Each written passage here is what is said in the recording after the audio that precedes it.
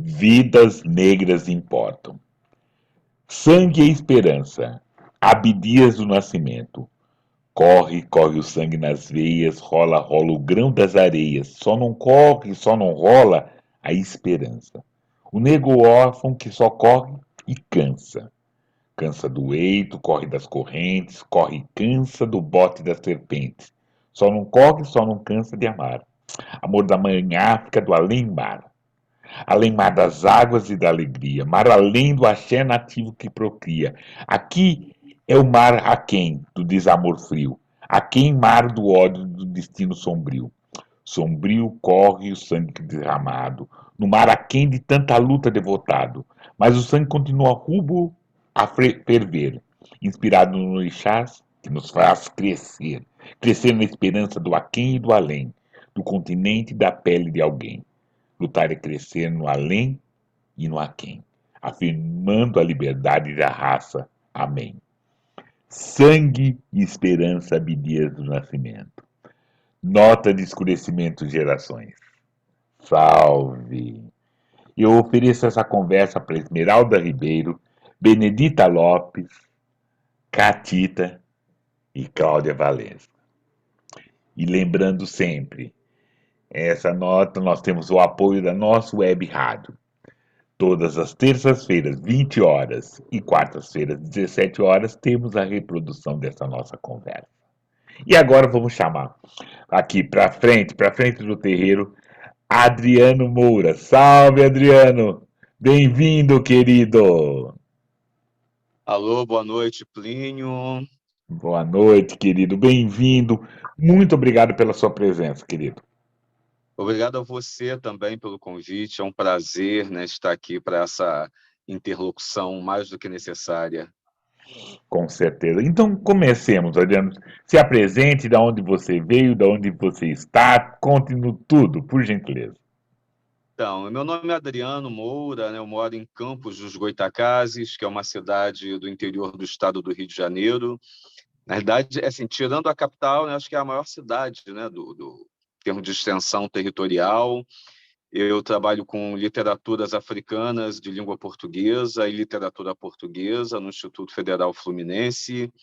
Sou dramaturgo, poeta, contista, romancista, além de pesquisador, né? Mas grande parte da minha obra é muito mais no âmbito da ficção. Eu tenho 4 livros de ficção publicados, sendo 2 especificamente de poesia, né, que é o Liquidificador, Poesia para Vitamina, Todo Verso Merece um Dedo de Prosa, um romance intitulado O Julgamento de Lúcifer, o meu livro mais recente, que é o Invisíveis, Histórias de Miséria e Abandono, que é um livro de contos, além da minha seara dramatúrgica. Eu tenho algumas peças já encenadas. A mais recente estava em cartaz até o mês passado no Rio de Janeiro, no Teatro Sérgio Porto, intitulada Relatos de Professores, e outras que são discussão política acerca de algumas condições nas quais esse país mergulhou, né, ou tem mergulhado. Uma peça chamada Matriótica ou O Jogo da Verdade, é um texto, inclusive, premiado pela Federação de Teatro Associativo do Estado do Rio, e alguns textos inéditos, né, que estão aí, né, nas coxias, né, sendo preparados para estrearem ainda no final desse ano, início de 2023. Né? Além de produções esparsas em coletâneas, né, revistas, e produções geralmente vinculadas a discussões relativas a literaturas africanas e à literatura brasileira. Né?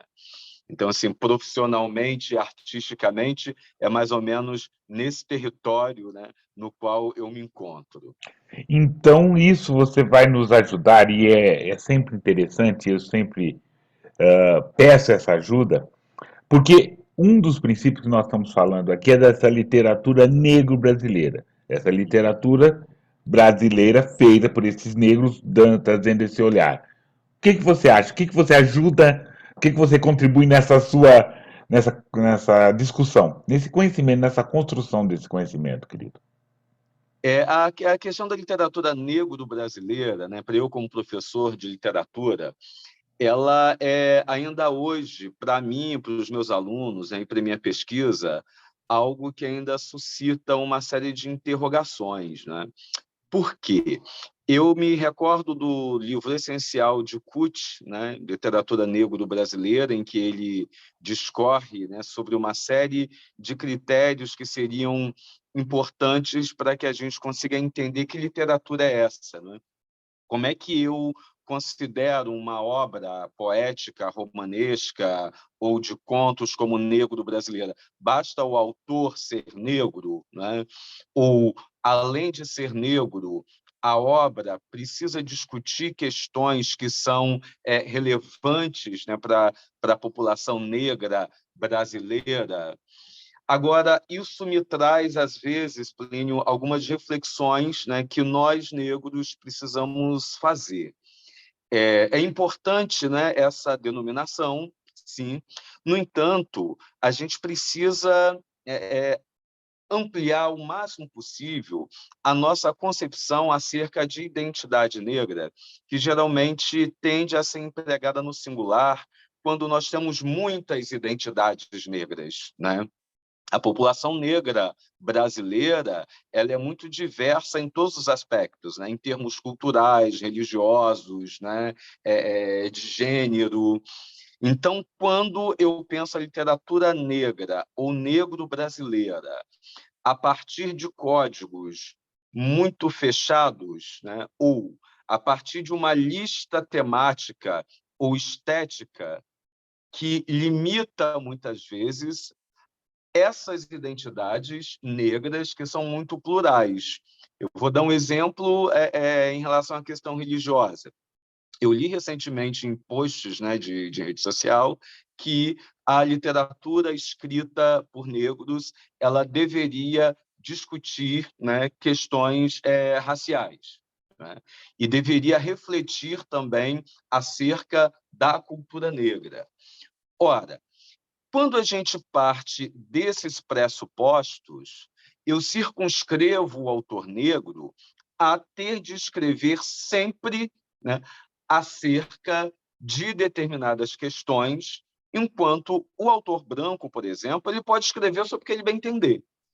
Ora, quando eu afirmo que, em termos religiosos, haveria um tema específico para uma literatura negra, ignoro, por exemplo, os milhares ou talvez milhões, né, num país, né, no qual a gente mora, né, com mais de 200 milhões de habitantes, e a gente tem negros que simplesmente são ateus, né? Nós temos negros que são evangélicos, nós temos negros que são católicos. Nós tivemos, né, no Brasil, né, no próprio período colonial, a própria revolta dos malês foi liderada por negros de origem muçulmana, né, de origem islâmica. Então, quando eu delimito, né, que uma literatura negra, quando entrasse na questão religiosa, né, teria de tangenciar a religião negra, e aí eu penso, né, mas que religião é essa? Né? Obviamente, a gente sabe que a gente tem as religiões de matriz africanas, né, que são as religiões que geralmente são associadas à figura do negro no Brasil. Só que aí a gente precisa discutir de uma forma muito mais ampla essa questão, porque aí eu tiro, né, dessa delimitação essa população negra que depois, né, de todo um processo de assimilação, de apropriação, de colonização, já não seguiria mais as religiões de matriz africanas. Uma outra discussão. Ora, é óbvio que tem uma coisa que é comum a todos os negros, né, do Brasil, né, e talvez do mundo, né, que é a experiência do racismo. Não há uma pessoa negra, né, no mundo que, de forma direta ou indireta, não tenha sido atravessado, né, ou atravessada por essa experiência. E é inevitável que essa experiência se manifeste no âmbito estético ou temático na literatura desses escritores.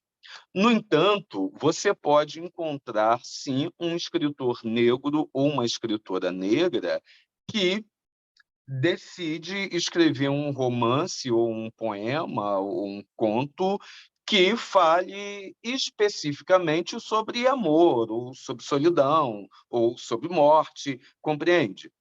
Então, assim, é, é, eu penso que ainda o termo literatura negra, adjetivando a literatura, ainda diz muito pouco acerca do que é, de fato, essa literatura, sem criar uma espécie de homogeneidade acerca dela. Não sei se eu estou, né, me fazendo entender nesse sentido. E aí vem as questões da literatura afro-brasileira, né? Que também é até algo que é problematizado pelo próprio Kuti, né? E que, como você fala, numa literatura afro-brasileira, a gente nos remete ao continente africano, que é um continente com 54 países, se não me engano. 54 países. Então, quando eu falo em afro-brasileiro, né, ou literatura afro-brasileira, se eu também não delimito, né, de que África que eu estou falando. Então, é como se a África, né, fosse um todo homogêneo e que fosse possível, né, para a minha experiência como escritor, escrever uma literatura brasileira de influência africana. E aí, para trazer um pouco uma conclusão aqui, né, nessa discussão, né, até para que é legal, né, ter essa intervenção contigo, nós temos no início do século XX um poeta negro chamado Lino Guedes. O Lino Guedes, né, foi totalmente ignorado pela historiografia literária brasileira, pela crítica literária brasileira. A obra de Lino Guedes sequer foi reeditada até hoje, né? Então é difícil a gente acessar a obra desse poeta. E foi contemporâneo ali de Mário, de Oswald de Andrade, né? Do Cassiano Ricardo, do Bandeira. Eu estou até, inclusive, né, publicando, né, um capítulo de livro sobre modernismo a partir da poesia do Lino Guedes. E o Lino Guedes ele já trazia nas suas discussões, né, como poeta brasileiro negro no início do século XX, essa problemática, porque ele dizia que ele escrevia uma poesia brasileira e essa autoria era negra. Então, ele preferia identificar a autoria do que a literatura. Que quando você diz, por exemplo, que você está falando de literatura brasileira, né, esse adjetivo brasileiro ou brasileira identifica, né, a origem nacionalista do autor. Se eu falo numa literatura angolana, né, tanto que nos países africanos, né, o que caracteriza a literatura, o que adjetiva a literatura é a nacionalidade. Então, tem lá a literatura angolana, a moçambicana, a nigeriana, a cabo-verdiana, né, e por aí vai. Mesmo porque nós sabemos que esse conceito de negro para o africano, né, é muito diferente da maneira como nós, né, entendemos isso. E aí, quando a gente pensa na literatura brasileira, a partir de uma literatura negra, a gente precisa, de fato, começar a pensar. A literatura negra, ela seria um segmento da literatura brasileira? A literatura afro-brasileira é um segmento dentro da literatura brasileira? Se afro-brasileiro e negra são adjetivos que vão caracterizar essa literatura, né? Quais são assim esses critérios, né? E onde é que estão esses critérios e quem define esses critérios para que um leitor, por exemplo, ao abrir o livro de Adriano, né? Então, o que tem nesse conteúdo desse livro que permita a este leitor concluir e dizer assim, não, eu acabei de ler uma literatura negro-brasileira ou uma literatura negra, independente de ele identificar, não é, a origem étnica do autor pela fotografia, ou por algum site em que ele pesquisou e viu a imagem. Então, isso é possível para o leitor, né? E nós já tivemos aí ao longo da literatura vários autores brancos que escreviam, né? O Jorge de Lima, né? Enfim, o próprio Bandeira, o próprio Drummond, né? Você vai encontrar ali poesias que tangenciam, né, a questão da condição do negro no Brasil ao longo aí de alguns momentos da história, mas nós sabemos que são autores brancos. Então, eles não escrevem uma literatura negra, porque eles são autores brancos, isso é óbvio. Agora, no entanto, a gente continua com este problema teórico quando eu ignoro, por exemplo, a origem étnica do autor e tento perceber o que é essa literatura negra exclusivamente a partir da obra, não é? Então, o que é a temática? Existe uma temática específica para essa literatura, primeira coisa. Existe uma linguagem, né, um estilo específico para essa literatura? Existe uma estrutura específica para essa literatura? Ou basta eu identificar a origem étnica do autor? E aí, tudo isso que eu estou lançando aqui são problemas, são questões, né? Não são conclusões. Né? São questões que são de extrema importância, principalmente para nós, autores negros, pensarmos por que são importantes, para a gente não cair nas armadilhas do essencialismo. Quais são Uhum. as armadilhas do essencialismo? Ah, negro é isso, então eu já sei que ao abrir o livro de Adriano, né, eu vou encontrar, é certinho de eu encontrar esse assunto, essa linguagem, porque criou-se, né, essa coisa essencial de que a literatura escrita por pessoas negras falará sempre desse tema, com essa linguagem, a partir de uma estrutura X, né? Então, assim, eu falei demais, né? Mas Não, só para não, não a gente mesmo. Aí, desenvolver. dando espaço, um tempo para você, mas é interessante isso e é necessário isso, e quem nos assiste é interessante ter essa conversa, porque, primeiro, eu entendo que essa literatura negro-brasileira ela está em construção. Ela está em construção, ela não tá pronta. E o que é interessante, né? Aí tem a possibilidade do Plínio, do Adriano, da Maria, da Antônia, dessas autoras pretas, contribuir nesse entendimento. Eu concordo, eu não quero também ficar fechado num terreno, só que eu só posso falar sobre isso, dizer sobre aquilo e falar daquele jeito. Não, não é isso. Mas é interessante a gente entender, a gente olhar, a gente discutir, a gente perceber, mas principalmente a gente escrever, né? Uhum, E o que é interessante dessa literatura aí, que eu contribuo para essa discussão dessa literatura, é esse nosso olhar, né? Esse nosso olhar para essa literatura. E eu acho que vai ser por aí, que né, uhum. nessa nossa linha, nessa nossa letra, nesse nosso conteúdo, falaremos de amor. E falamos, e falam, né? Falamos de todas as coisas, de A, de B e de C. Né? Tem um pessoal fazendo um afrofuturismo muito interessante, Uhum. tem os escritos dessas coisas todas. Isso que eu entendo. Mas essa discussão é importante, quero mais, assim. Pode Não, continuar, Felipe. perfeito, perfeito.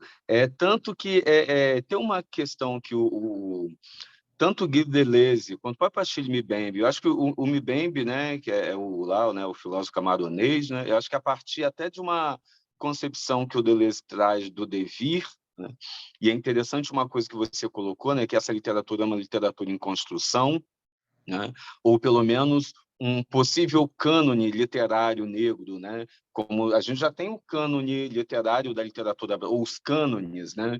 Literários da literatura brasileira, né? Da literatura estadunidense, assim como temos os anticânones e os contracânones também, né?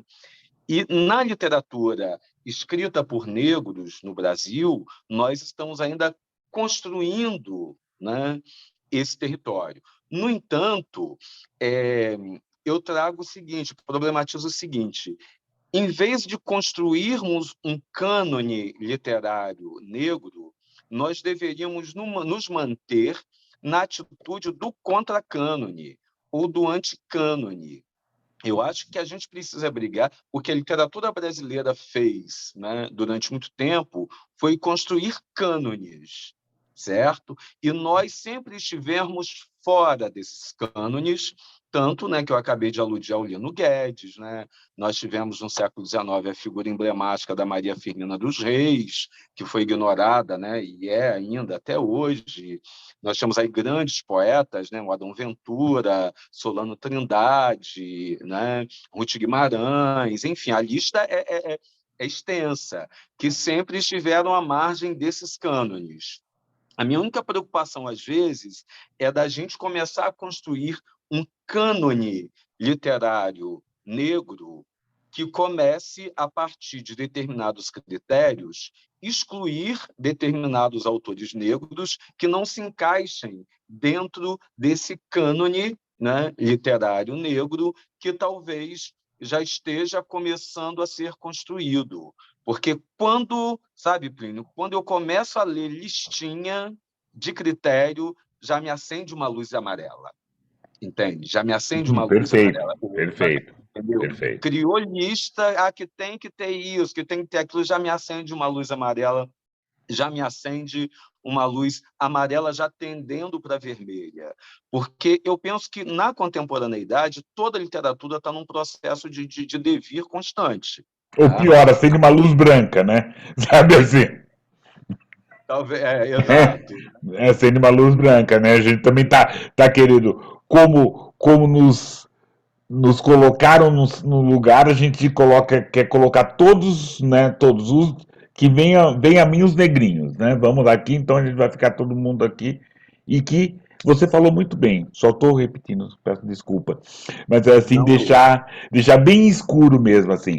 Somos negros e somos negros diferentes, de diferentes matizes, diferentes origens, né? E isso que é interessante dessa, que eu acho que não contrapõe a negro brasileira ou afro-brasileira, essa questão, porque somos muitos. E com as uhum. variadas histórias. E variadas Tem, construções de religiosidade, essas questões todas, assim, né? Tem um grupo, né, no Facebook, inclusive do qual faço parte. Eu gosto muito da maneira como o grupo se identifica, né, como redes de pesquisadores, literaturas de autores, né, negros, né, e afro-brasileiros. Que por enquanto, é a terminologia que eu até prefiro utilizar com os meus alunos, né, de a autoria.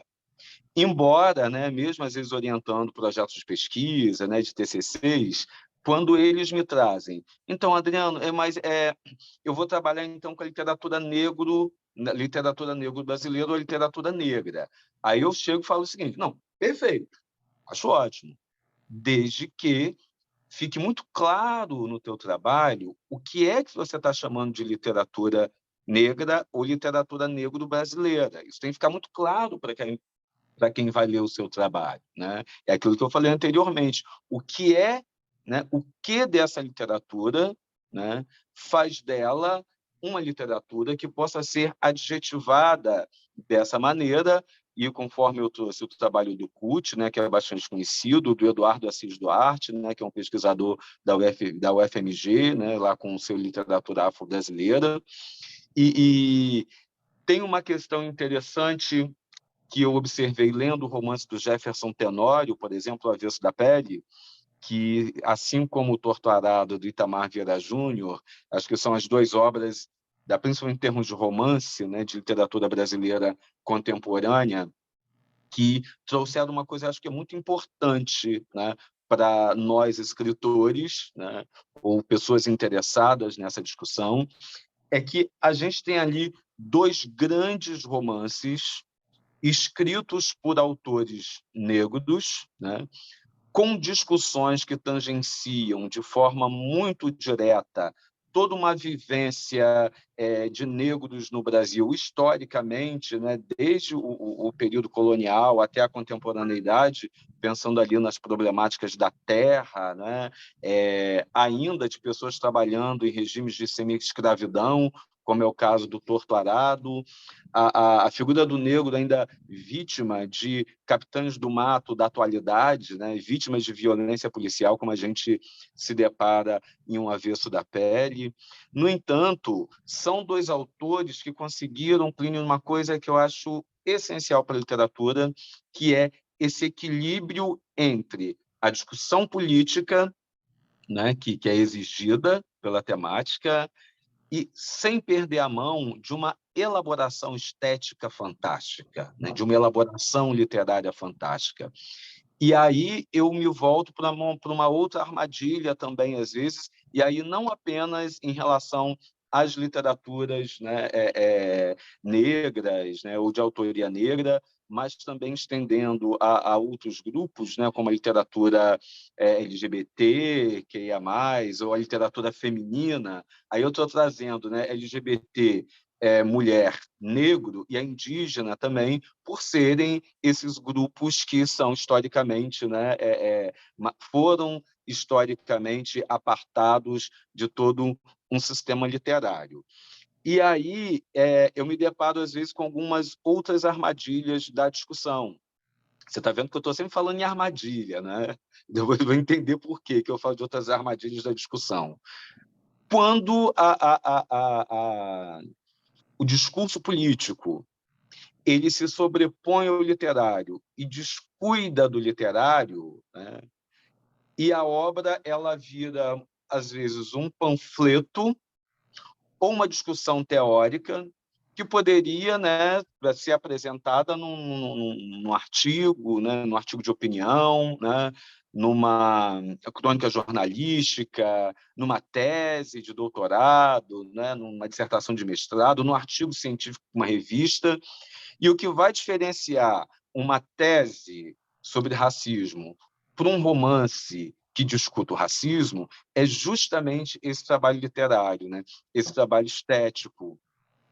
E aí as armadilhas vêm quando, né, pegam o teu livro, isso já aconteceu comigo, né, com esse livro aqui chamado Todo Verso Merece um Dedo de Prosa, que é uma panaceia de textos, né? Você tem crônica, você tem poesia, você tem verso livre, tem poesia concreta, né? E eu me deparava com pessoas, às vezes abria numa determinada crônica ou poema e falava assim, com cara de decepção mesmo, sabe? Mas você não fala, né, da literatura negra. Eu falei, não, mas isso é um conto, eu não vou falar sobre literatura negra, né? Você não está diante de um texto teórico, você está diante de uma obra literária. Você vai perceber que questões, né, minhas, né, como um homem negro, né, elas vão sendo atravessadas aí. Mas aí a armadilha é essa, né? Você criar no leitor das literaturas de autores negros esse olhar perscrutador, né, de abrir o seu livro, ele quer o exótico, né? Então, se não está ali o exótico do negro, ele se decepciona, né? Se não está ali, nossa, mas esse conto aqui, mas você não está discutindo racismo nesse conto, né? Falei, nesse não, mas tem um poema X lá que toca nessa questão. Mas a gente precisa ficar alerta, muito alerta para isso, porque em algum momento, e tomara que seja muito em breve, né, nós consigamos, de fato, né, um espaço que nos foi negado, um espaço editorial, né, um espaço acadêmico, só que ao ocupar, né, esses espaços, e já estamos ocupando, né, a gente precisa, sim, também desmistificar, desconstruir todos esses estereótipos e esses essencialismos e esses exotismos que, às vezes, determinados leitores, né, têm quando querem adentrar uma obra literária de um autor negro. E aí, só para amarrar aqui com a questão dos romances lá do Itamar e do Jefferson Tenório, né? São duas obras que eu penso assim, em termos de romance, são as que mais conseguiram fazer isso na contemporaneidade, né? Justamente por fazer com que o leitor adentre aquele espaço de ficção, reflita sobre todas essas problemáticas, né, que atravessam a população negra brasileira, né, a população brasileira negra, e, ao mesmo tempo, estão cientes de que estão adentrando uma obra literária ficcional, né, que poderia ter sido escrita por qualquer outro escritor brasileiro, mas que foi escrita especificamente por dois homens negros, e aí, nesses momentos, é essencial destacar, sim, a origem étnica desses autores. Quando o autor é branco, a gente não precisa adjetivá-lo, né? A gente precisa adjetivar o autor branco, porque pressupõe-se sempre que os autores são brancos. quando a gente se depara com obras como essas duas, que são monumentais, é essencial, sim, que destaquemos que são duas obras produzidas por dois autores negros, e o leitor, ao adentrar o universo dessas obras, elas vão se deparar, conforme eu disse, com a discussão que é urgente, com a discussão que é necessária, e, ao mesmo tempo, com uma obra literária que suplanta qualquer tipo de lista, né? Aí minha implicância com a lista, né? Que Uhum. suplanta qualquer tipo de lista que predetermine o que é, né, ou o que seria, né, essa literatura. Não, e é interessante, legal reforçar essa preocupação que todos nós temos com essa preocupação estética, porque ficar só né, contando, recontando, mostrando uma historinha ou fazendo, como você mesmo falou, uma questão panfletária, a nossa obra ela vai acabar naquele momento que a gente dá o ponto final. E isso não Exato. dá, não é o que queremos, né? Nós queremos ser lido hoje, amanhã e depois. E sempre, E né? sempre. E, Então tem que ter essa preocupação. Tem que ter a preocupação com as camadas, a preocupação com a construção estética, com o estilo, com essa, quem é esse narrador, como que eu vou abordar essa questão toda. e o mercado editorial é esperto.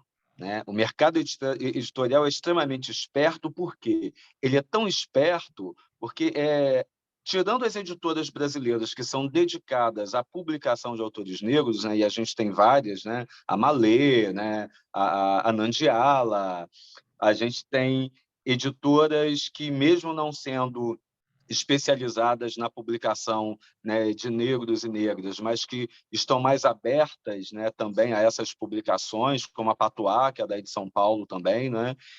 Mas as grandes editoras, elas começaram a abrir espaço, né, para autores negras de um tempo para cá, por conta de uma visão de mercado. Né? Lógico, sim. É mercadológico, é o black money, né? Tipo assim, ó, autor negro está vendendo, né? Uhum. E aí, conversando com alguns amigos autores também, e em conversa com o editor, até mesmo essas editoras, há um tipo de literatura de autores negros que interessa a elas, né? Que é essa literatura que, emblematicamente, né, traz, né, esse caráter de uma literatura que pode ser identificada de imediato, né, como uma literatura de autoria negra. Então, assim, delimitando essa questão, se você, Plínio, escreve simplesmente um romance em que essa questão, ou as questões que são comumente associadas, né, à negritude, não aparecem, talvez Plínio tenha uma certa dificuldade em publicar esse romance. Agora, o autor branco não vai ter dificuldade em publicar esse romance, mas Plínio vai ter, porque Plínio é um escritor negro. Então, a literatura de Plínio só me interessa se ela, de fato, não é, estiver tangenciando de forma muito evidente e contundente essas questões, porque é isso que o meu leitor quer. O meu leitor quer esse autor negro. O meu leitor não quer Plínio falando de amor, né? O meu leitor não quer Plínio falando de solidão, a solidão masculina, Uhum. né? O meu Uhum. leitor não quer Plínio falando disso. O meu leitor quer Plínio falando de racismo, falando da ancestralidade, né? Então, até o próprio mercado, não, esse mesmo mercado em relação até à própria importação de autores negros para o Brasil, autores negros, falando autores africanos para o Brasil, né? O tipo de literatura africana que chega até nós e o tipo de literatura africana que não chega até nós, né? Então, tá todo um interesse editorial, né? Então, o próprio mercado editorial começa também a delimitar esses territórios, né? Então, assim, nós negros estamos atentos a isso também, né? A esse mercado editorial que já começou, a ditar ali as regrinhas dele, né? Então, tudo isso, né? A gente precisa ficar muito alerta, justamente para daqui a pouco, né? Tá. É igual o boom da literatura latino-americana, né? Houve aquele boom da literatura latino-americana, quando explodiu, né, o Garcia Marques, o Borges, né, o Vargas Llosa, o Brasil começou a ler latino-americanos. Hoje ninguém mais lê argentino no Brasil. Ninguém mais lê paraguaio no Brasil. Ninguém mais lê chileno no Brasil. Houve esse boom editorial, né? E, como todo boom mercadológico, chega um tempo em que ele... Então, assim, eu discuto isso muito com os meus alunos, que eu acho que você pensar literatura é pensar não apenas aquilo que está escrito, que está sendo produzido, mas aquilo que está circulando também, né? Porque a literatura só se constrói a partir do momento que ela tem um público leitor. E eu peço a eles, às vezes, para pensarem também essas questões, né? Como é que esse espaço editorial, como é que o sistema literário brasileiro, que se constrói também a partir de um mercado editorial, está lidando, né, com as literaturas de autoria negra, as literaturas negro-brasileiro, as literaturas negras, né? E como é que nós, autores, estamos aprendendo a lidar também com esse espaço, aprender a lidar com ele no sentido de sedimentá-lo de fato, né? De fato, sedimentá-lo, para não nos permitir, né, ter a nossa literatura apropriada apenas como um boom mercadológico num determinado momento de interesse, né, dessa ou daquela editora. Beleza, mas é isso mesmo, isso é muito interessante. E o que me dá um pouco de tranquilidade nessa batalha que você anteviu, ou essa construção que você anteviu, é assim, a gente está alerta, né? A gente está alerta para não cair. E eu gostei, eu quero que você volte nessa questão né, do contra, né? Porque é isso, para publicar, nós tivemos que meter o pé na porta. E a gente tem que continuar metendo o pé na porta, mesmo com algumas editoras ou tendo esses espaços, para também não nos trancarem no armário, né? Uhum. Então vai ter que meter o pé na porta, né? Então a gente mas você deu essa sugestão de ser contra, assim. É se manter como um contracânone. Porque se a gente se deixa cair, né? Se a gente cria um cânone literário negro, né? Um cânone literário de uma literatura negra, a gente vai incorrer... Se a gente pensar, quando o Antônio Cândido, né, pensa lá o sistema literário, né, brasileiro, e lá no seu Formação da Literatura Brasileira, ele exclui, por exemplo, o Gregório de Matos, né? Então, para Antônio Cândido, o sistema literário brasileiro começa somente a partir do movimento Arcade para cá. No entanto, se a gente pensar assim, esses críticos literários, né, o próprio Cândido, o Alfredo Bozzi, o Afrânio Coutinho, o Alfredo Bozzi, inclusive, no seu História Concisa da Literatura Brasileira, ele não alude a nenhum desses autores, né, aos quais, né, a gente aludiu aqui, né? Nem o Lino Guedes, nem a Maria Firmina, nem o Solano Trindade, e olha que a História Concisa da Literatura Brasileira, né, vai aí até mais ou menos anos 70. No sistema literário lá do Antônio Cândido também, né? Então, na formação da literatura brasileira, ele exclui ali também o próprio Domingos Caldas Barbosa, né? Que talvez, né, é o primeiro, né, é o pai da música popular brasileira e era negro. Então, assim, esses críticos literários, essas obras contribuíram para a construção de toda uma estrutura canônica para a literatura brasileira e negros foram excluídos dela, certo? E aí, em relação a esse sistema literário, eu entendo que toda literatura negra é um contracânone. Toda Sim. literatura, desde Domingos Caldas, passando por Maria Firmina, são contracânones. A gente vai excluir aí as figuras emblemáticas do Machado de Assis e do Cruz e Souza.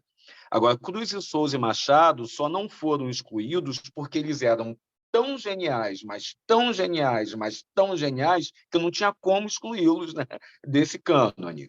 Não que os outros não fossem. Então, beleza. Então, desde Maria Firmina, todos os escritores brasileiros negros estão nesse contracânone da literatura brasileira.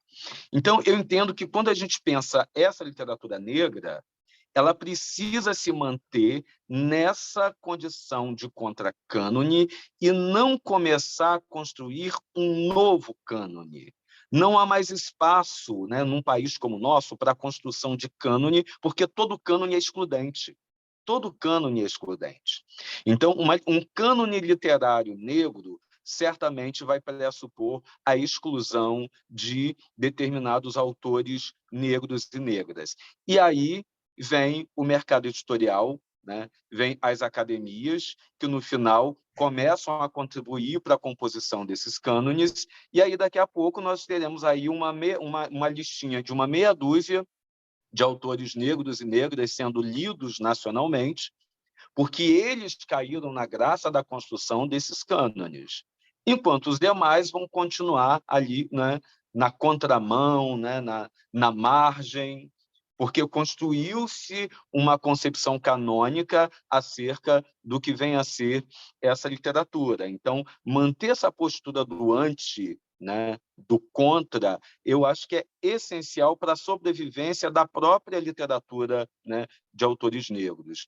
Nesse sentido, o site da UFMG, o Literáforo, tem uma contribuição enorme, porque você tem no site do Literáforo, assim, desde autores já consagrados, né, nacionalmente, né, como a Conceição Evaristo, né, por exemplo, né, que é fantástica, né, a nossa grande referência, né, literária hoje, né, é a Conceição Evaristo, desde figuras como a Conceição Evaristo, como Itamar Vieira Júnior, como o próprio Tenório, enfim, essas figuras que já seriam mais ou menos canônicas, autores negros e negras totalmente desconhecidos de cidades do interior do Brasil. Uhum. Então, isso eu acho importantíssimo.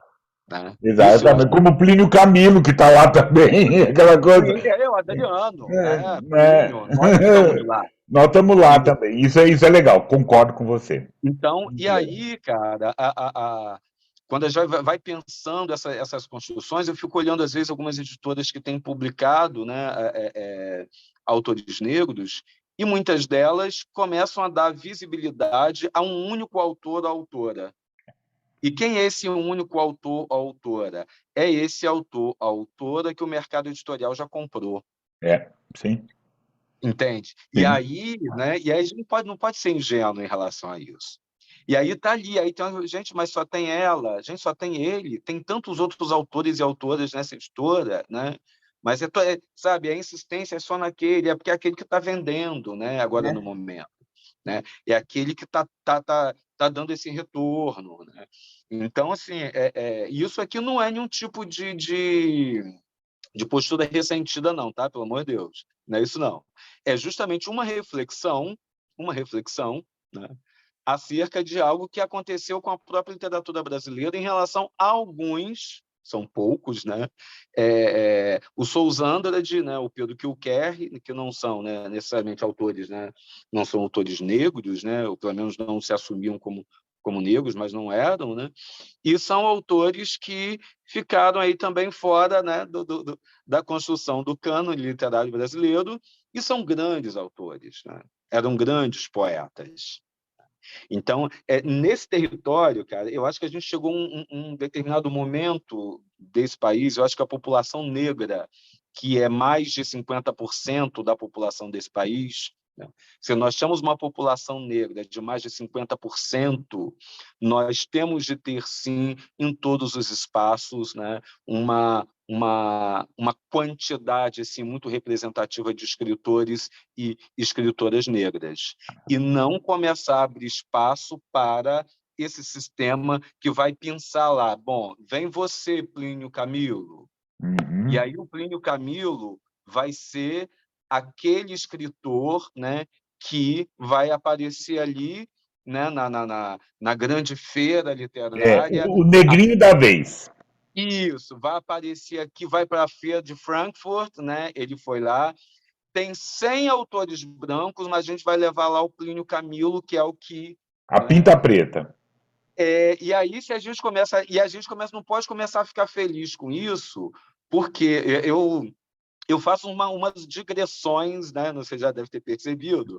Eu faço umas digressões, mas depois eu retomo, né? É que meu pensamento ele é muito rizomático, Estou né? adorando. Por Eu favor, faço continue. umas digressões quando, num grupo de discussão sobre essas questões de negro e negra, eu me lembro de uma pessoa festejando que ia ser lançada a Barbie negra, né? Ia ser lançada a Barbie negra e eu falei assim, coisa horrível. Ela falou, não, porque é a representatividade. Não. E é isso que a gente tem que começar a pensar. A gente não tem que bater palma porque lançaram uma Barbie negra. Não tem que ter Barbie. A questão não é ter uma Barbie negra. Não tem que ter Barbie.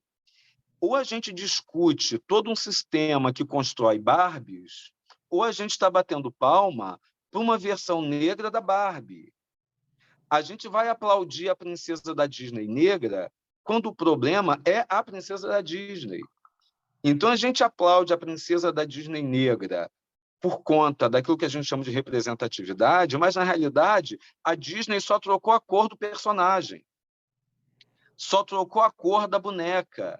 Né? Nenhuma discussão atravessa, né, essa troca. Então, a gente se sente feliz, né, representado. Agora, eu duvido que, por exemplo, a menina negra pobre, né, de fato esteja representada na Barbie negra. Tá? Ou que a menina negra pobre, de fato, se sinta representada, né, na princesa da Disney branca, porque aí é a representação esvaziada de conteúdo político, né? É a representatividade esvaziada de discussão política. E aí, essa representatividade esvaziada de discussão política produz os Fernando Hollidays da vida, os Sérgio Boa, Camargo da vida, boa, entendeu? boa. Ora, se é representatividade, nós temos um homem negro à frente da Fundação Palmares. E o que esse sujeito fez ao longo desses 4 anos? Só depois contra.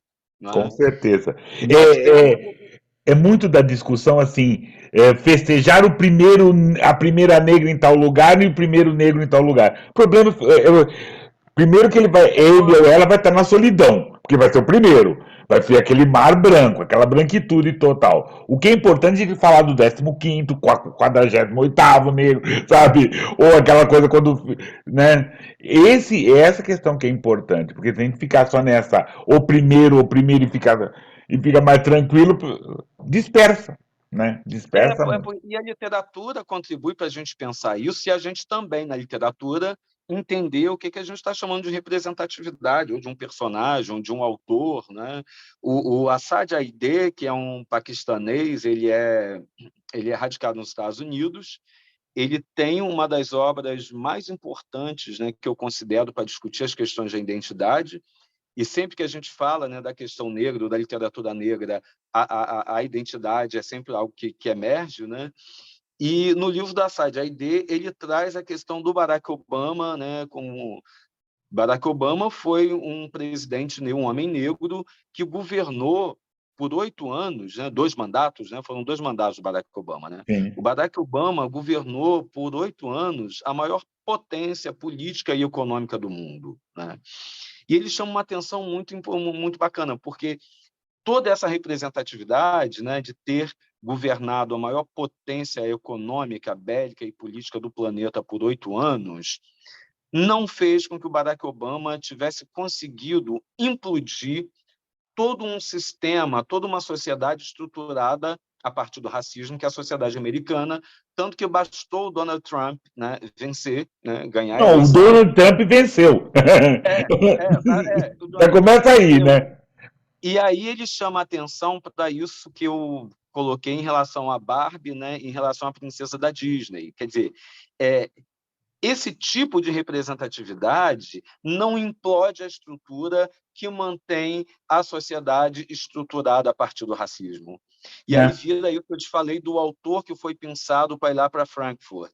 Né? A gente fica feliz porque temos um autor em Frankfurt, a gente fica feliz que temos uma princesa da Disney negra, ficamos felizes porque temos uma Barbie negra, mas continuamos com grande parte da população negra sendo segregada, discriminada, assassinada todos os dias, porque o sistema que as mantém, né, em condição de subalternidade não está sendo implodido.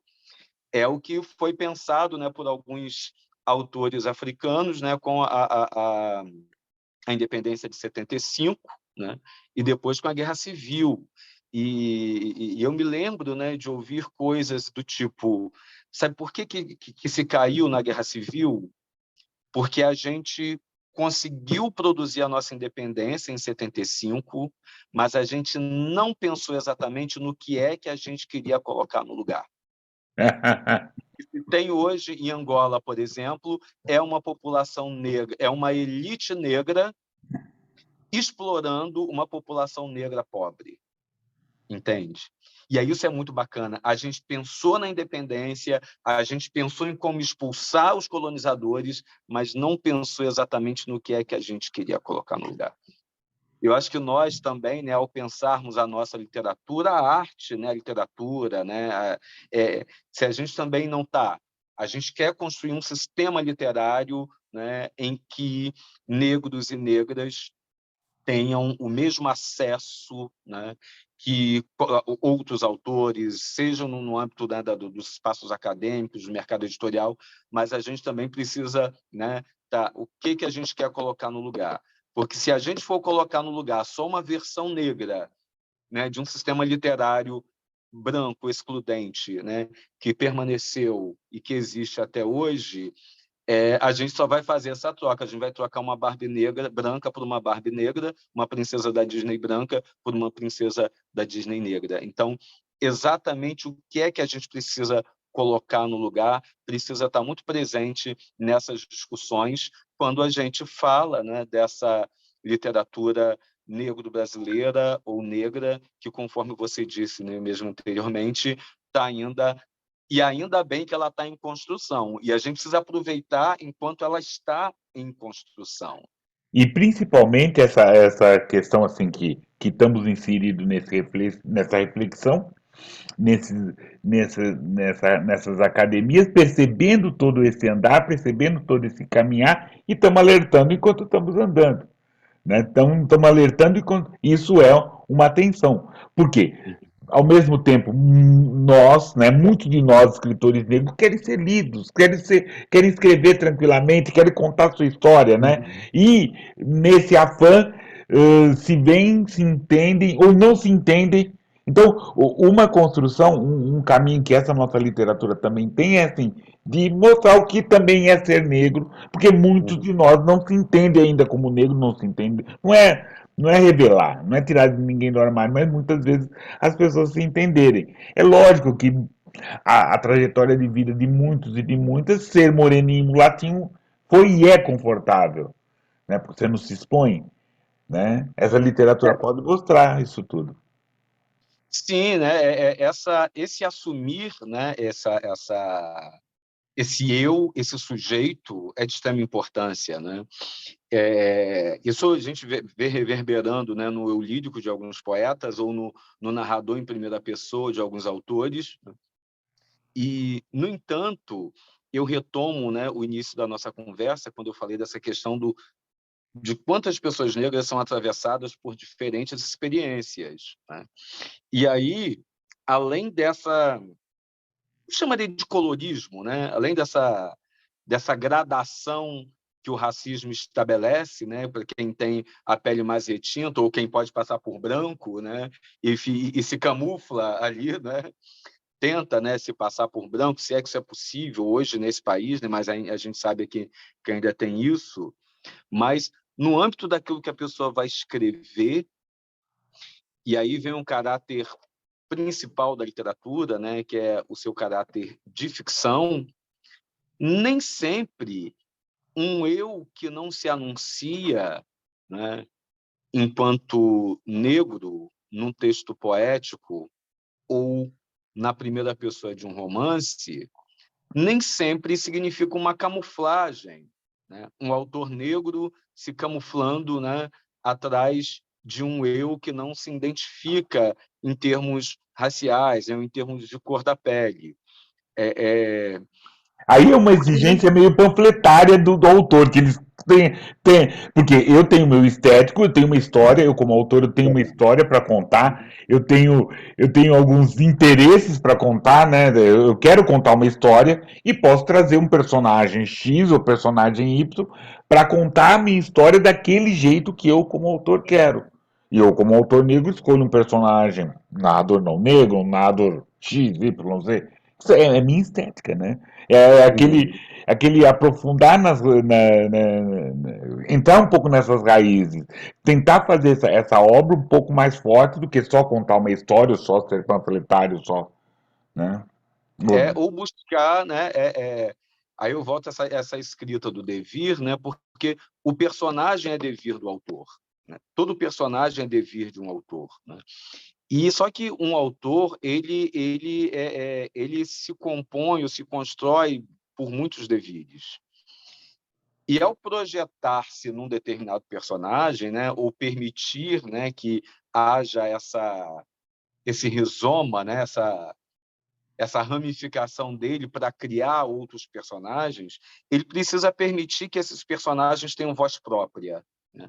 O autor precisa permitir que esses personagens tenham uma subjetividade, né, uma especificidade própria, para que eles não sejam mera confissão, né, daquilo que o autor pensa, sente, né, ou enxerga o mundo, embora saibamos, né, que a visão de mundo do autor vai, né, tá ali atravessando aquilo que seu personagem fala. Né? Porque ele escolhe a história, ele escolhe como começar a história, ele escolhe como terminar a história, ele escolhe, daquela história, dos 225 mil possibilidades de pontos de vista, tem um ou dois que ele escolhe porque ele quer falar daquele jeito. Não, tem esse. O E aí neutro não existe, autor neutro não não existe. existe, porque a linguagem ela é ideologia pura, né? Toda Sim, por linguagem é favor. ideológica, né? A Por linguagem ela é favor. atravessada por ideologias. Só que aí quando a gente pensa essa ideia do devir, até quando eu escolho e construo eticamente um personagem, né? E um personagem ele é construído, né? Tem a sua estética e tem a sua ética, e ao decidir o que aquele personagem vai falar, e aquilo que o personagem vai falar precisa ser verossímil, né? Dentro de toda uma contextualização literária, e aí eu estou com uma peça inédita chamada Maçã, e ela foi lida, né, ano passado por um casal de atores, né? E tem uma fala de um personagem que a atriz ela se sentiu desconfortável para dizer aquilo, porque ela falou assim: Adriana, mas me admira você, um autor negro, ter escrito essa fala para o meu personagem.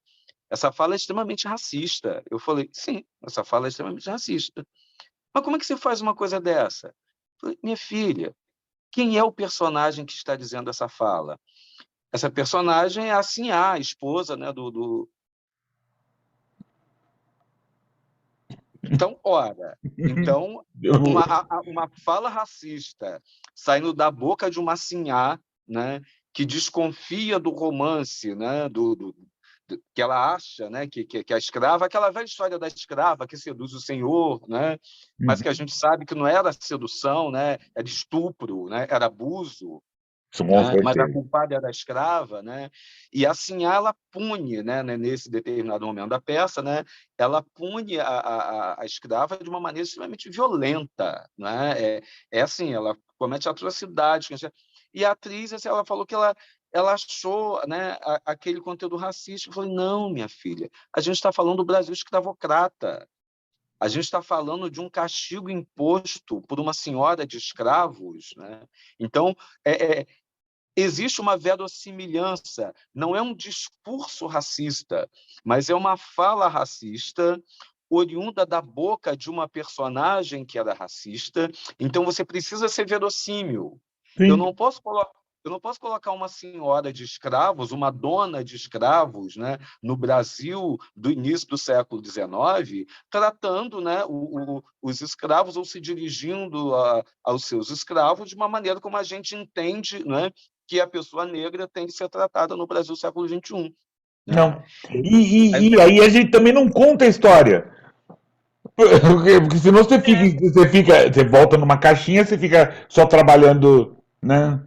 O Mas senhor. você entende como que isso está começando a ficar bastante frágil, Plínio? Mas Aí é, aquilo cara. eu falei assim, mas olha só, uma coisa é o discurso racista de uma obra literária, como aparece em Lobato, né? em Monteiro Lobato, você tem o discurso racista da obra literária, né? O narrador em terceira pessoa de Monteiro Lobato, que é um narrador que deveria ser imparcial, é um narrador que é extremamente parcial e racista, né? E Sim. projeta todo esse racismo na boca de seus personagens, né? Sem nenhum tipo de preocupação ética com aquilo. Aí, beleza, você tem um discurso racista de uma obra e de um E autor. toda a criação dos personagens, quem cozinha isso, quem cozinha era aquilo, essa história toda, e isso. Estereótipos, né? Toda trabalhada em cima de estereótipos, a caracterização que o narrador faz dos personagens, né? A tia Anastácia beiçuda, né? Então a gente tem toda uma construção de personagem estereotipada por um autor racista. Sim. Esse é um ponto. Um outro ponto é quando um escritor negro vai escrever uma obra e ela precisa ser verossímil. Ao ser verossímil, eu preciso que um personagem racista, se eu tenho um personagem racista na trama, e não tem como eu escrever um romance sobre o Brasil do século XIX sem ter personagens racistas, né? Eu não posso ter um senhor de engenho, por exemplo, né? Todo polido, né?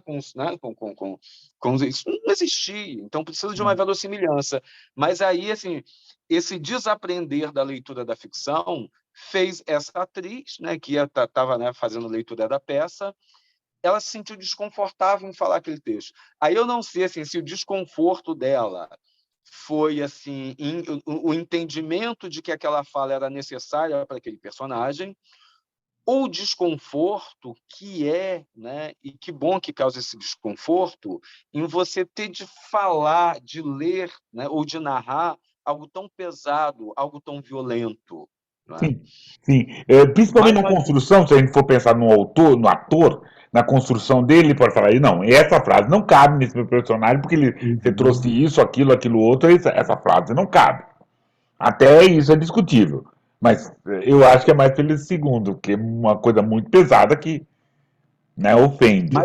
Mas aí veio a coisa da identificação do autor, né? Só que era um autor negro escrevendo aquilo. E eu falei para ela, olha, se está sendo pesado para você ler, imagina para mim escrever. Imagina o Para quanto quem foi para viveu. mim, né? Não, e no meu caso, ao Com escrever certeza. aquilo, tinha hora que eu parava, respirava, falei, caramba, eu estou escrevendo isso, mas eu penso, não, eu tenho que escrever isso. Esse personagem diria isso. Uhum. Esse personagem faria isso com esse escravo.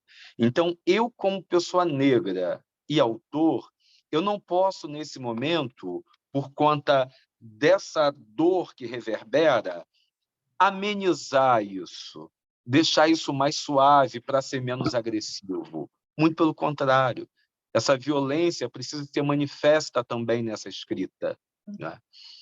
E Mas tanto na literatura, desculpe, e tanto na literatura como no teatro, esse efeito, em vez de você causar esse estranhamento e principalmente causar esse incômodo no leitor, no quem está assistindo, e aí nos atores, é onde é a produção, é onde fica, né? Porque se eu começar a escrever uma obra e quero falar sobre racismo e só dou esse ponto de vista, perfeito, é dolorido e tem um efeito. Uhum. Mas com mais global, com mais século XVIII ou século XIX, século XX, XXI, torna isso. Contar uma história de uma chacina do ponto de vista de um policial é bem interessante. Isso. Né? Então é trazer. Não quer dizer que esse autor não acha correto.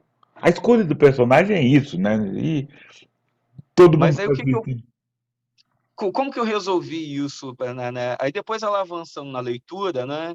Ela percebeu que tem um determinado momento que a, a, a, a, a atriz em cena ela se desfaz do personagem e a atriz começa a discutir com a plateia, né? Ah, legal. A ação daquele personagem. Legal, A legal. mesma atriz que faz assim, ela se despe, né, em cena, né, desse personagem e começa a discutir com a plateia, né? E aí você tem essa quebra o Brecht, né? Teatro do oprimido, Boal, enfim, a gente tem uma série de teorias do teatro que nos permite, né, essa liberdade desse ator se despir de um personagem e entrar nesse diálogo direto com a plateia. E aí ela foi entendendo a discussão. Eu falei, você viu, né? A discussão ela vem depois, mas antes da discussão eu preciso apresentar o fato, eu preciso apresentar o problema tal qual ele pode se manifestar literariamente ou ficcionalmente. Porque, conforme eu já disse, né, alguns minutos atrás, a literatura não pode prescindir da ficção Não. e as pessoas estão desaprendendo, Plínio, em ler ficção, desaprendendo no Tá, sentido de totalmente.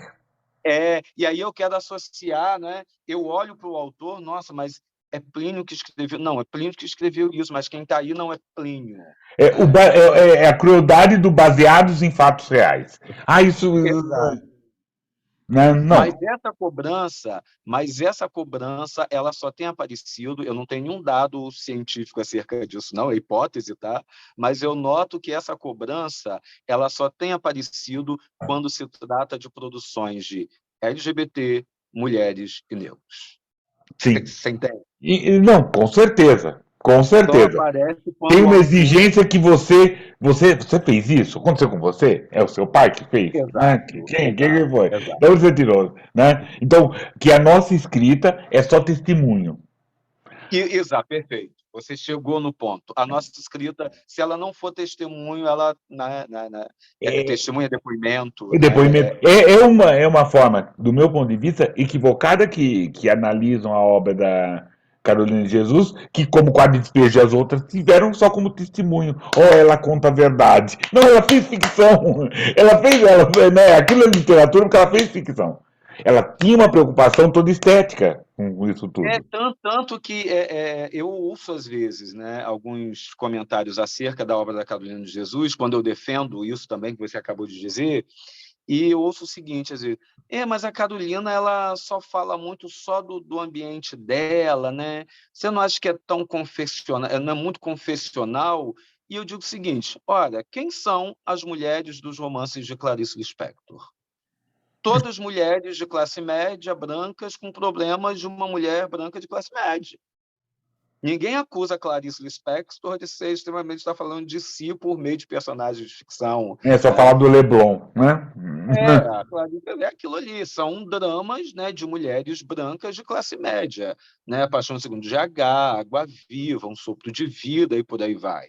Porque, né, o mundo, excetuando, né, a personagem Macabela lá do Hora da Estrela, as protagonistas de Clarice Lispector refletem, né, esse lugar social de classe, né, vivido pela Clarice, e ninguém acusa Clarice de ser sempre confessional, né? É. Agora, a Carolina, né? Mas aquilo ali é só o local onde ela vive, né? É só a confissão, aquilo não é literatura, aquilo não é ficção, né? Ou E aí, como acusaram o Audálio Dantas de ter mexido, né? Ah, ela não tem a capacidade, foi o Audálio Dantas que fez. né, não tem. E aí, ignorando achados metonímicos, irônicos, metafóricos fantásticos. O Quarto de Despejo é permeado por ironias direcionadas, inclusive, ao momento político histórico, né, do Brasil, vivido pela Carolina Maria de Jesus. Né? Mas justamente por conhecer. E aí, cara, as minhas questões, assim, as minhas caraminholas, né? Por isso que eu sempre digo, a biografia do autor não pode anteceder a leitura da obra.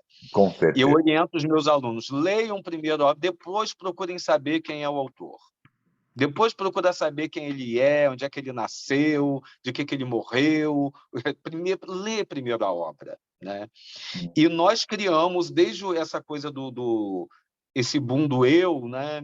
A literatura brasileira ficou muito autocentrada durante muito tempo, né? o eu, né, o eu autobiográfico, o autoficcional, né, a autobiografia. Então, assim, essa necessidade de perscrutar a vida pessoal dos autores, saber quem era o autor para entender a obra, quer dizer, a literatura já tinha superado isso um tempo e parece que retomou, né, essa coisa de buscar um entendimento da obra a partir da biografia do autor, a ponto de a biografia dos autores muitas vezes se sobrepor, né, às suas obras, né? Então, a vida do autor às vezes se torna mais relevante do que aquilo que ele escreveu, a ponto de você querer encontrar a vida dele ou achar que tudo que aparece naquilo que ele escreveu é a vida dele, ignorando, inclusive, a capacidade autoficcional, né, da grande Não. maioria dos autores, né? E aquela questão já apontada pelo Fernando Pessoa, né? O poeta é um fingidor, né? É, Sem fingimento não tem literatura, com, mesmo a autobiográfica. com certeza. Querido, vou pedir uma coisa, mas eu vou fazer diferente do que nós combinamos. Ah, Vamos fazer agora o Estante Preta, né? Vou até chamar, mas o Estante Preta com os seus livros nós vamos fazer agora. Que tal? Beleza? opa, eu Vamos acho uma lá. maravilha. Então vamos lá, só para marcar o ponto. Aquele momento, a Estante Preta, onde nós falamos de livro de literatura, e esse momento inaugural, o Estante Preta com o próprio autor. Vamos lá, Adriano. Traz para a gente seus escritos aqui, por favor, e comente. É, apresentando aqui a capa? Sim, capa, e como você quiser, querido. Os livros são Tá, seus e se quiser ler um trecho de alguns ou outros, bora lá. beleza. Liquidificador, Poesia para Vitamina, foi publicado em 2007, né, pela editora Sete Letras. Esse está esgotado, infelizmente, ele está tão esgotado que nem eu tenho um exemplar dele mais, né, mas 2007, né, foi o meu primeiro livro, que é uma coletânea de poemas, tá? Tem um poema que... Tem espaço? Pode ler? Pode Lógico, por falar? favor, por favor. É um poema que eu fiz, inclusive, por uma questão que é muito importante na cidade em que a gente vive, que é o rio que atravessa a cidade e esse fenômeno para o qual grande parte, né, das cidades brasileiras tem virado as costas. Vê se eu me lembro dele, né, decor, né? Porque me corta a cidade peito com águas e lembranças, deságua nos meus olhos alegrias e detrito, alimenta e derruba minhas casas e esperanças, e quando seco, meninos brincam nas areias de teus quintais. Porque inspiras protestos e poesias, dás abrigo a beatas e piranhas, lavas homens e animais, rio e te atravesso apesar das correntezas. E só rio porque tens lágrimas demais e meus dentes se misturaram ao teu lodo fértil. Manguezais formaram-se em minha boca. Guaiamuns cataram as poesias e poãs. Entre a minha e a tua vida, ao naufrágio de grandes vapores e a teimosia de pequenos barcos. Rio, porque me guarda um beijo quente o oceano. Esse é um poema, né, Lindo. é um poema do Liquidificador. Depois veio esse romance, né, chamado O Julgamento de Lúcifer, que, na realidade, era uma peça de teatro e que, quando eu encaminhei para a editora se recusou a publicar, né, no formato de texto teatral e pediu para que eu romanceasse, né? E eu fiz assim, eu muito esperto, eu simplesmente tirei a rubrica, né, do texto teatral e transformei em narrador em terceira pessoa, eles nem perceberam. E não, né? Ah, você quer o quê? Quer narrador? Então, beleza, eu tiro a rubrica do texto teatral, transformo em narrador, né? É um livro que, à época, né, me deu alguns sabores, mais sabores que de sabores, né? Ele chegou a ser adotado na Universidade Cândido Mendes, né, como leitura obrigatória, né, para os cursos, que eles têm um projeto de leitura, e a gente traz essa figura emblemática, né, do judaico-cristianismo, a figura do Lúcifer, E nesse romance ele aparece num programa de televisão, ele é levado do inferno para o programa de televisão, e nesse programa ele se encontra com um pastor, né, que foi torturador durante a ditadura militar, uma médium, um charlatã e um bispo católico que esconde alguns crimes de pedofilia. E a ideia é que Lúcifer assuma, não é, nesse programa, a responsabilidade por crimes praticados pela humanidade ao longo dos últimos 2000 anos, né, da era cristã. E esse personagem ele tem um controle remoto, né? E com esse controle remoto ele começa a exibir nas telas de TVs e celulares, né, na realidade, as atrocidades que tinham sido cometidas, né, pelos acusadores dele. E, enfim, o julgamento de Lúcifer se dá quando ele resolve participar do jogo, que é ser julgado, né, em cadeia nacional, numa espécie de reality show, e ele pede que ele tenha um advogado de defesa, né? E quem surge, né, para ser o advogado do diabo, literalmente, é Deus, né? E é uma discussão entre ele e Deus acerca justamente não só do ato de criação em si, e aí eu coloco no romance a discussão do próprio processo da criação literária, né? O que é criar um personagem, e Deus fala isso para Lúcifer, né? Que os dois seriam talvez os dois personagens, né? Os maiores personagens construídos pela mente humana, porque eles acabam personificando, né? Tudo aquilo que a gente identifica como bem e mal, a gente projeta nos dois, e no diálogo entre os dois eles chegam à conclusão de que eles não representam absolutamente nada, né? Que todo esse processo é todo um trabalho muito mais de criação ficcional. A humanidade é que produziu a ficção que é Deus e Lúcifer, né? E não o contrário. Então, Deus e o diabo é que são produtos da ficção humana e não o contrário disso, né? Então, é um romance assim, que atravessa muitas questões, né? A ditadura militar no Brasil, né? A própria essa loucura que se transformou, né, a internet, né, e como as pessoas são julgadas a partir daí, né, tudo dentro da metáfora desse personagem que é o demônio. O mais recente, né, E o outro, qual editora foi? Você não interessa falar? esse O aqui, Lúcifer, é. o Lúcifer, é a editora Novo Século, que Novo é de Século. São Paulo. Novo E Século. é possível adquirir. O Lúcifer está disponível, inclusive, no formato e-book, né? Ah, Novo Século, legal. Isso, na Novo Século tem um impresso e tem um e-book.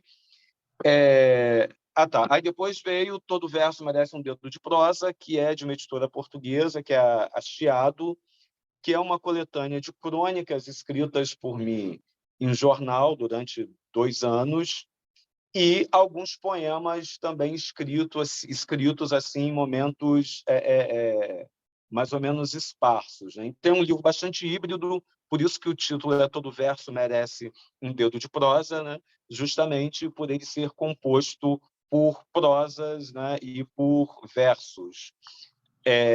E o recente, que é esse de contos da editora Patuá, chamado Invisíveis, Contos de Miséria e Abandono. Esse é o mais recente, né? Esse está disponível, foi publicado no meio da pandemia, né? Foi publicado no auge da pandemia. Já Até divulguei hoje, aqui no estante, já divulguei ele. ainda não consegui fazer um lançamento presencial dele, né? Mas, enfim. E escritos acadêmicos, né? Em livros assim, diversos, inclusive agora, nesse segundo semestre, sai, né, Poetas do Modernismo Brasileiro, volume 2, e nesse volume 2 tem um capítulo, né, de minha autoria sobre o Lino Guedes, Não, né? que é muito importante falar, e eu até vou pedir para você deter um pouco, falar do Lino Guedes, porque nós já tivemos o Abílio Ferreira falando do Lino Guedes, de um poema dele com Mário de Andrade, então é alguém que está passando, esse Lino Guedes, ele trazendo a memória, né, Getulino, trazendo a memória do Luiz Gama, o Abílio falou bem, né, na conversa, queria que você falasse dele um pouco, mas antes lesse um pedaço de um texto seu, por favor. Ah, beleza, beleza. Eu vou ler até um que é bem curtinho, é um mini conto chamado Isto Não É um Fuzil. Não foi apenas chuva, mas um dilúvio. Amaro chegou muito molhado, ganhando de presente o resfriado que durou uma semana. A distância do ponto de ônibus até sua casa era de mais ou menos 2 quilômetros. Saiu desprotegido, pois sabia o quanto um homem negro, armado com seu guarda-chuva até os dentes, em vez de se proteger, pode ser vítima de fuzilamento.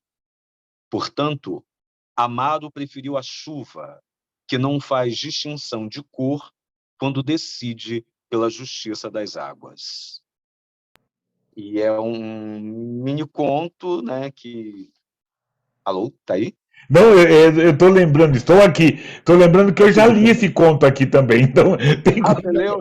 Ah, Adriano, eu já estou te perseguindo há tempos, não é de hoje. Que maravilha, que maravilha. E isso me traz uma questão, porque isso não é um fuzil, cara. A gente, quer dizer, É.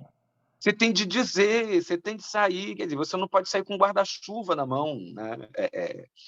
E aquela questão o quadro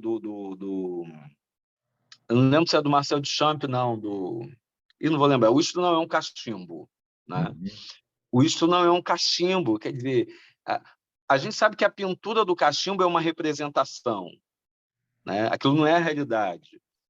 Agora, é inadmissível que um guarda-chuva, né, seja confundido com uma metralhadora, ou que uma furadeira, né, seja confundida com uma metralhadora, né? Então, você precisa dizer, isto não é um fuzil, estando com um guarda-chuva, ou estando com uma furadeira, isto não é um fuzil. Então, você prefere na chuva, porque eu corro risco se eu sair com guarda-chuva na mão, É, né? e uma coisa, aqui em São Paulo nós vivemos muito isso. Até tinha um amigo Vicente que ele corria na ponta do pé, porque sempre o ônibus estava muito à frente, ele corria na ponta do pé. Porque ele não corria daquele jeito, porque assim, ele sabia que se ele corresse normalmente, ele ia ser barrado, todo mundo achava que era ladrão. Então ele corria como uma gazela, propositalmente, para a coisa ficar uma chacota, para ninguém achar que ele é perigoso. Entendi. Tem que Você tem que explicar que isso disfarçar não de é. vivo andar. É, Você tem que criar uma ficção para você mesmo, né? Você tem que criar uma ficção, né, para si, para que a sua realidade, né, não seja, né, extirpada, né, violentada. exatamente, exatamente. Bom você lembrar assim. Isso, isso. Vou pedir uma outra licença para a gente agora, agora que inaugurar né, um novo espaço aqui no canal, né? Já estamos aqui há quase 2 anos, vamos fazer 2 anos em agosto, com vários encontros, com várias conversas, com várias coisas assim. E a vinda do Adriano me lembrou assim do que a gente falou dessa poesia, desses poemas, desses escritos, né, de autoria negra, que é justo também, né, que eu chamo, né, literatura negro-brasileira, mas essa questão, a literatura negro-brasileira, uma coisa que é um acordo e é isso, o autor tem que se assumir como negro, não dá para não se assumir, né? Então esse é um começo desse entendimento. É uma quizumba que nós tivemos aqui que foi muito interessante, muito emocionante, no começo desse ano com as flores de baobá. Então tá aqui para você seguir. Foi muito emocionante essa conversa. Catita, Esmeralda, Benê, Mali, Joyce, todas estavam primorosas. Foram quase 2 horas de muita boa conversa. Então aí, estou sugerindo. Vamos ver e rever, né? Flores de Baobá. E, Adriano, estamos nos nossos momentos, estamos fechando, né?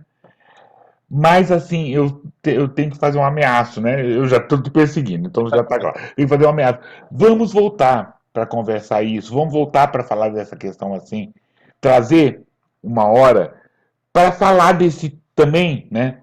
Temos Ronaldo Fernandes, desse teatro de autoria negra. Uhum, Né? isso é de grande importância.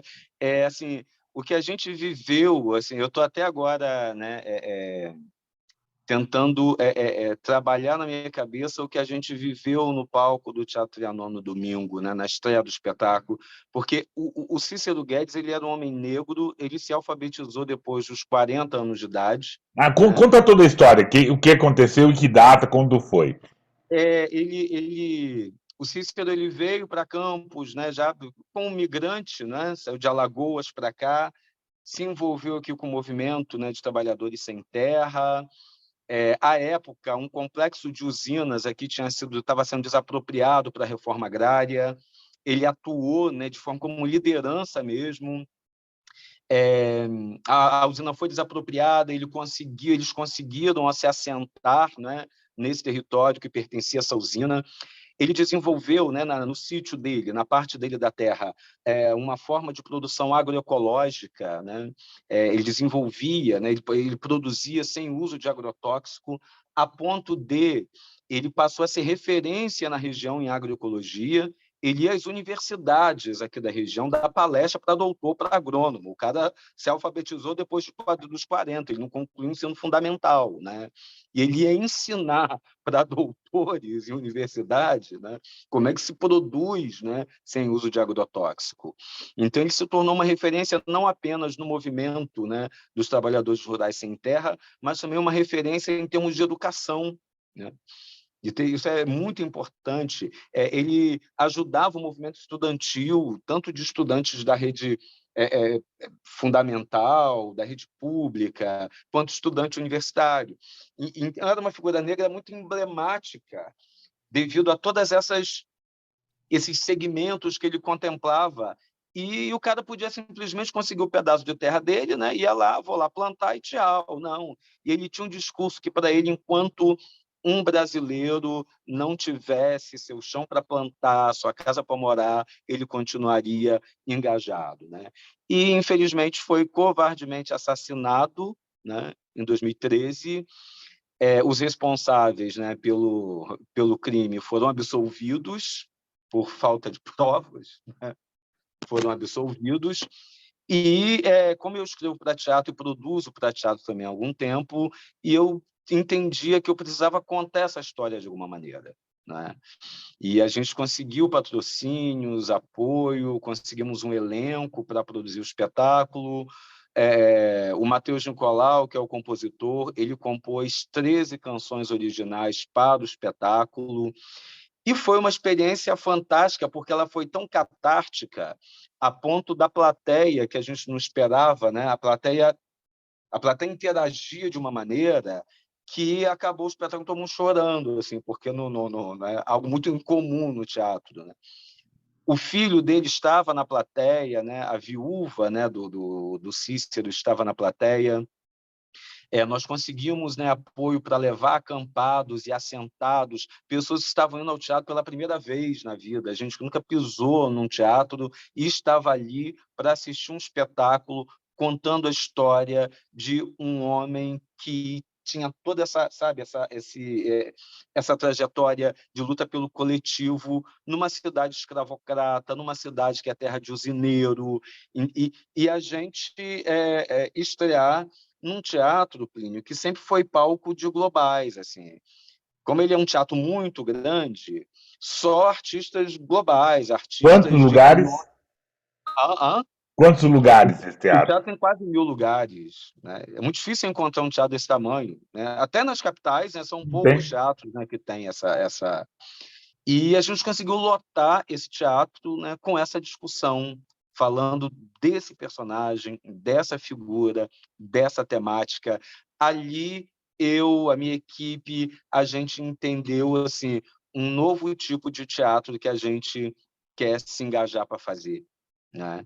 E aí a gente retoma e vai começar a estudar o Abdias do Nascimento, né? Tudo bem, eu já leio o Abdias do Nascimento, mas a produção dele, né, enquanto liderança negra, enquanto um pensador negro, mas o teatro, né, a proposta teatral desenvolvida pelo Abdias do Nascimento, não é? O Aldir Assunção, né, que nos brindou aí com Namíbia Não, que acabou sendo adaptado, né, para cinema, depois aí pelo Lázaro Ramos, né, com medida provisória.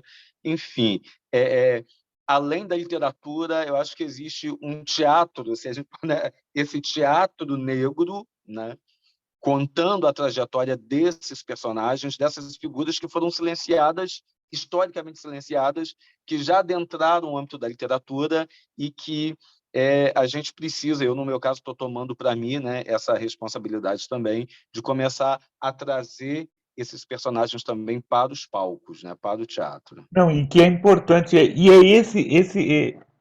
é essa parte da gente, né, ficar fora do quando e contra o quando. Tá falando dos vivos, tá falando de quem tá na frente, tá falando de uma ancestralidade, sim, né? Uhum. Porque somos, né, dessa questão e tá promovendo isso tudo. Eu acho que é esse o nosso trabalho, querido.